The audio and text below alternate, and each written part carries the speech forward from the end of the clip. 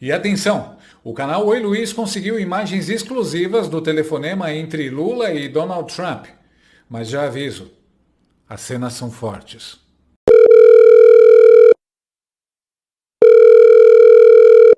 Hello. Alô, Trump. Lemagnitriptripk. Lemantitripniklifik. Lemagnitripnistrik. Puta que nome, pô, difícil.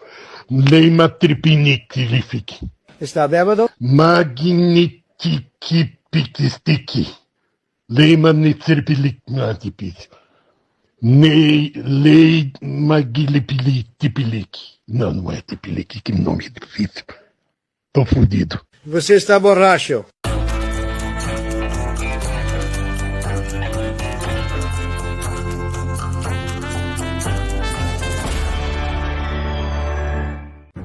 Sabe quando a cabeça parece uma avenida em hora de pico, com um carro buzinando de todos os lados? É assim que muita gente vive hoje. Ansiedade, estresse, pressão para todo lado. E aí entra em cena o cogumelo Juba de Leão. Pensa nele como aquele guarda de trânsito que chega para organizar o caos. Bota cada carro no seu lugar, abre espaço e a vida flui. Ele ajuda a acalmar a mente, melhora a memória e dá aquela clareza mental que a gente tanto precisa. E não para por aí, ele também cuida do intestino. Porque convenhamos, se o intestino está de mau humor, o cérebro fica ranzinza também. É equilíbrio de dentro para fora. Funciona para todo mundo, jovens precisando de foco, quem vive na correria e também para quem já passou dos 55 e quer manter a lucidez afiada. E olha a boa notícia, só hoje as 100 primeiras ligações têm 70% de desconto. E tem mais um detalhe importante, essa empresa acredita nos mesmos valores que nós, valores da direita, conservadores. É por isso que ela está aqui no canal. Então vamos dar aquela força. Cogumelo Juba de Leão. Foco, equilíbrio e bem-estar sem buzina na sua cabeça.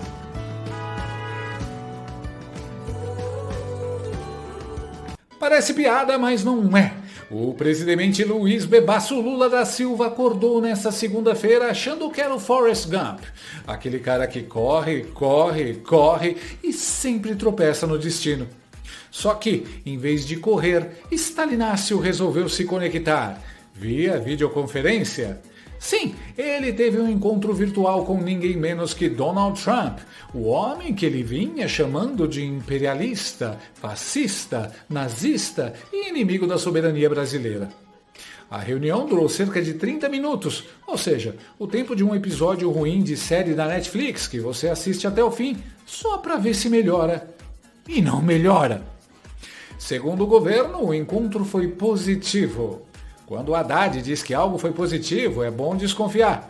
É o mesmo positivo que ele usava quando dava entrevista depois de uma derrota eleitoral. A gente perdeu, mas ganhou experiência. Eu tô te sendo honesto. Positivo, foi positivo. Mas a nota vai sair pelo Palácio, tá bom? Obrigada, ministro. Antes da ligação, Lula fez o aquecimento. Reuniu-se no Palácio da Alvorada com um elenco fixo de figurantes. Haddad, Alckmin e Mauro Vieira. O trio Parada Dura que forma a versão petista dos Três Patetas, só que sem graça e com um orçamento público. Segundo o comunicado oficial, o Nove Dedos pediu a Trump o fim do tarifaço e das restrições aplicadas a autoridades brasileiras, incluindo a Lei Magnitsky contra Alexandre de Moraes e a suspensão de vistos de aliados do regime. Ou seja, Lula não ligou para negociar, ligou para implorar. O Brasil virou aquele primo pobre pedindo dinheiro emprestado no grupo da família. O Planalto até soltou nota, toda pomposa, dizendo que Stalinácio queria restaurar as relações amigáveis de 201 anos entre as duas maiores democracias do Ocidente. Duas democracias? O Brasil? É tipo Coringa dizendo que ele tem uma boa convivência com o Batman. Lula ainda tentou impressionar Trump com estatísticas de comércio exterior. O mesmo Lula que acha que superávit é nome de remédio para azia. E, claro, não poderia faltar o toque novelesco. Segundo o próprio Stalinácio, eles relembraram uma boa química que tiveram em Nova York durante a Assembleia Geral da ONU. Boa química? Isso está mais para fanfic romântica. O petista parece ter confundido a diplomacia com um encontro no Tinder. Conversamos por 30 minutos e relembramos a boa química que tivemos em Nova York, disse Lula. Boa química? Só se for tipo Walter White do Breaking Bad, química explosiva e altamente ilegal. E aí vem um momento em que a comédia vira suspense. Trump designou Marco Rubio, o secretário de Estado dos Estados Unidos, para dar sequência às negociações.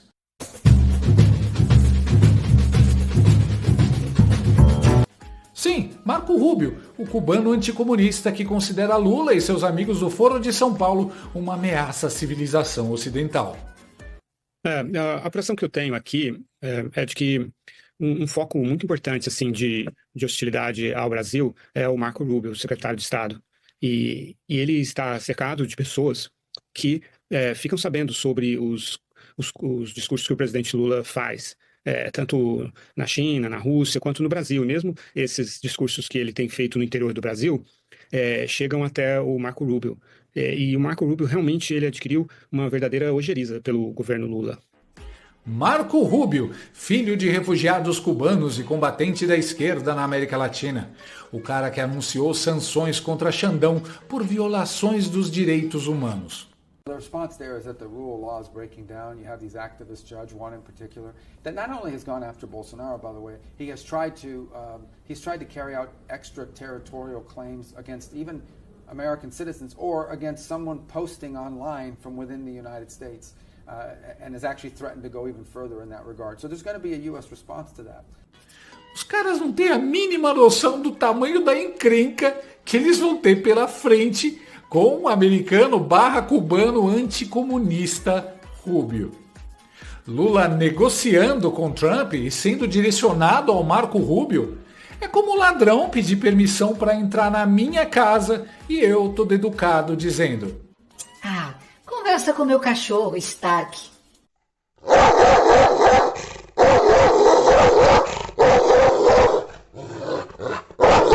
Mais importante ainda, Rubio não é da área econômica de Washington. Ele é o homem que caça narco-regimes na América Latina. É o cara que ajudou a aplicar sanções contra tiranos e corruptos. Ou seja, Lula queria resolver o preço do café e acabou tendo que falar com o cara que derruba ditadores. É tipo você pedir um desconto no Carrefour e em vez de ser levado até a moça do crediário, é escoltado até a salinha do chefe da segurança. Vale lembrar que Lula vinha chamando Trump de imperialista desde julho, quando o americano impôs um tarifaço de 50% sobre os produtos brasileiros. Na época, o Nove Dedos subiu no palanque e gritou: chantagem inaceitável. 2 meses depois, está lá ele, sorridente, no Zoom, pedindo para reatar o relacionamento. É o famoso, falei mal, mas foi sem querer. Lula dizia que Trump usava informações falsas e que esse ataque americano ao Brasil era apoiado por traidores da pátria. Agora ele descobriu que o verdadeiro traidor da pátria é o espelho. E claro, a velha mídia reagiu como sempre, entre lágrimas e confete. Na Globo News, Andréa Sagui quase teve um transe místico. Disse que o saldo da conversa foi péssimo para os bolsonaristas. Eu conversando com os ministros do governo hoje, porque eu queria saber a respeito de Bolsonaro. Havia uma grande preocupação de que quando o Trump chegasse, assim como na nota, quando ele anuncia as tarifas lá atrás, ele condiciona as tarifas à situação do ex-presidente Bolsonaro. Assim, primeiro ele vem e diz que estava tendo um caça às bruxas contra Bolsonaro, uma perseguição. Depois, quando ele traz as tarifas naquela nota, ele fala de Bolsonaro. E as minhas fontes estão me dizendo que não se falou de Bolsonaro especificamente nessa conversa. Então, havia essa preocupação do lado do governo Lula e havia essa expectativa do lado dos bolsonaristas, de que isso fosse colocado na mesa. Isso não aconteceu. Então, como eu sempre digo, Trump é óbvio que é um personagem totalmente imprevisível. É impossível você fazer uma previsão a longo, médio prazo sobre Trump. Até porque o que ele combina de manhã pode não estar valendo para a noite. Mas a foto, o saldo dessa conversa entre Lula e Trump para os bolsonaristas é péssima.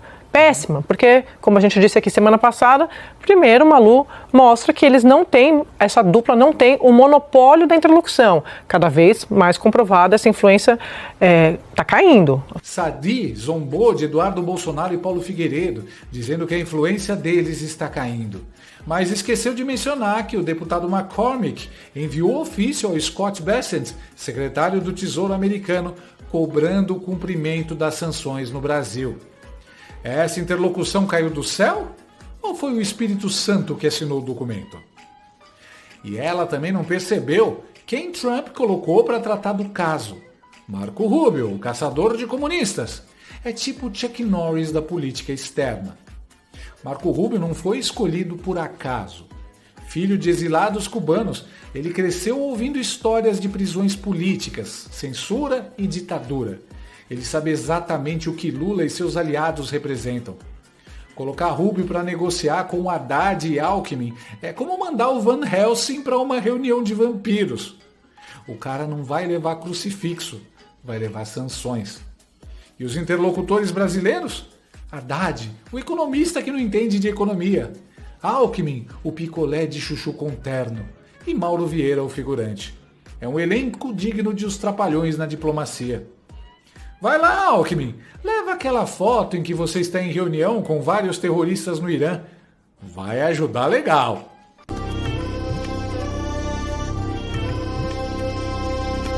Trump não enviou apenas um homem, enviou uma mensagem. Não confiamos em vocês. E com toda essa desgraceira vindo para cima deles, os esquerdistas ainda cantam vitória e cacarejam felizes. Por quê? É o que o professor Olavo de Carvalho ensinou, paralaxe cognitiva. Eles estão doentes psicologicamente, assim como alguns ministros do STF, mas não conseguem ver a verdade diante dos olhos por causa da mais vil vaidade.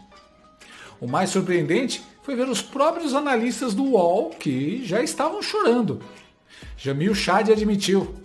Trump escolheu a ala mais ideológica para negociar com o Lula. Ou seja, o pesadelo começou. Rubio é conhecido por aplicar sanções duras a governos alinhados à esquerda. Ele foi o pesadelo de Maduro, o terror de Ortega e agora promete ser o calo de Lula. Até o ex-embaixador Rubens Barbosa, aquele que sempre tenta dar um ar técnico à submissão, confessou. A escolha de Rubio tende a dificultar o diálogo. A preocupação minha é que, em vez de designar o secretário do Tesouro ou o secretário de Comércio, ele designou o chefe do Departamento de Estado, Marco Rubio, que é o mais ideológico de todos eles, né? Isso aí chama atenção.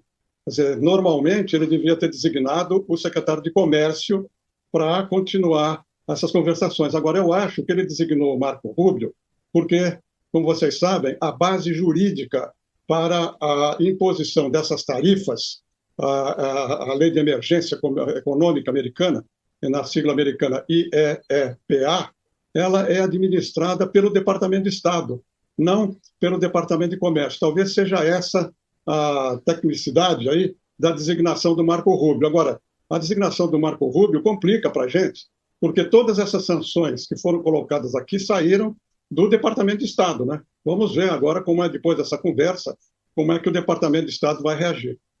Tradução? Lula se meteu em uma enrascada. O Nove Dedos entrou nessa conversa com a mão estendida, mas sem nada para oferecer. Ele queria o fim da Magnitsky, o fim das sanções, o fim do tarifaço, mas não ofereceu nada em troca. É o típico petismo, sempre pedindo, nunca oferecendo. Trump, com seu humor peculiar, respondeu enviando o homem mais implacável da sua equipe. Rubio não é um diplomata, ele é um sinal de alerta. Ao escolher Rubio, Trump mandou um recado ao mundo. Nós sabemos quem vocês aí no Brasil são. Rubio carrega nas veias o sangue de quem viu o comunismo transformar Cuba num campo de miséria. Ele entende que cada vez que um governo censura um cidadão, fecha uma mídia ou prende um opositor, uma parte da liberdade morre. Enquanto Lula brinca de estadista global e censura patriotas no Brasil, Marco Rubio chega como símbolo da resistência, O homem que sabe que cada concessão ao socialismo é uma rendição à escravidão. Trump não negocia com comunistas. Ele os cerca, ele os expõe, ele os derrota.